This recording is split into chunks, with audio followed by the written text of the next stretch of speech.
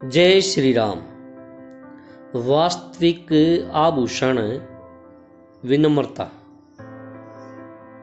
अर्जुन के जीवन में स्वाभिमान के अनेक प्रसंग मिलेंगे, लेकिन अभिमान कभी नहीं, कहीं नहीं। यही जीवन का उज्जवल पक्ष है, जिससे ध्यान में रखना आवश्यक है। राष्ट्रीय सांस्कृतिक पारिवारिक गौरव की परंपराओं के प्रति दृढ़ रहना, उस स्थिति में कोई समझौता नहीं। यह हमारा स्वाभिमान बना रहना अच्छा है, लेकिन साथ में बड़े बुजुर्गों के प्रति विनम्रता यह अति आवश्यक है।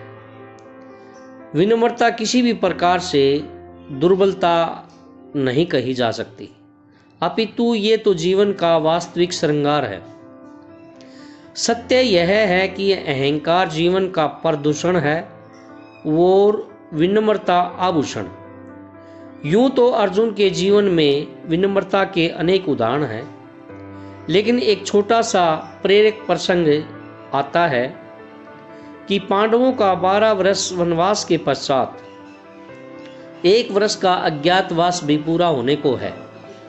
दुर्योधन को यही चिंता है कि अज्ञातवास से पूर्व पांडव कैसे पहचान लिए जाएं, ताकि फिर से वनवास प्रारंभ हो जाए। स्वार्थी एवं अहंकारी व्यक्ति की सोच भी वैसी ही बनती चली जाती है। कुत्सित घृणित भाव विचार और उसके अनुरूप ही व्यवहार सामने आता है।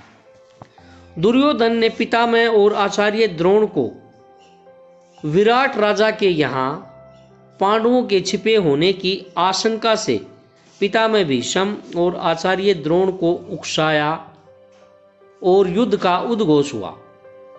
एक और भीष्म, द्रोण, कर्ण, दुर्योधन, दूसरी ओर उनके सामने विराट राजा का पुत्र उत्तर और वेश बदले हुए वृहल्ला के रूप में अर्जुन।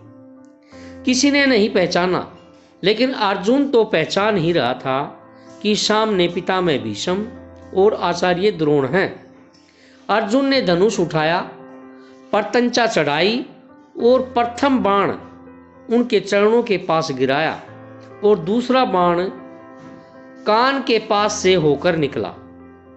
कहने का अभिप्राय यह स्पष्ट है कि प्रथम बाण से अर्जुन ने युद्ध की भाषा में परिणाम निवेदन किया और दूसरे बाण से उनका कुशल अक्षेम पूछा। पितामह ने अर्जुन द्वारा ऐसे समय में भी मर्यादा के रक्षण और सम्मान के भाव को समझा। हम विरोधी पक्ष में युद्ध के लिए आए हैं, तो भी अर्जुन परिणाम भेज रहा है। इस भाव ने पितामह को भी विवश कर दिया, अर्जुन के लिए विजयी होने का आशीर्वाद देने हेतु। धनुष उठाकर जो प्रथम बाण छोड़ा, वह अर्जुन के सर से ऊपर से आगे निकल गया। इसे परिणाम का परिणाम कहें या विनम्रता का उपहार। विपक्ष में खड़े गुरुजन और बड़ों से आशीर्वाद खींच लिया अर्जुन ने, जबकि पक्ष में रहने पर भी दुर्योधन कभी मन से भी उनका आशीर्वाद नहीं ले पाया। इसलिए विनम्रता जीवन का वास्तविक आभूषण है। हमें विनम्रता के साथ सभी के साथ व्यवहार करना चाहिए। यही गीता का संदेश है। जय श्री राम। अगर वीडियो अच्छी लगे तो प्लीज़ लाइक एवं सब्सक्राइब जरूर कीजिए।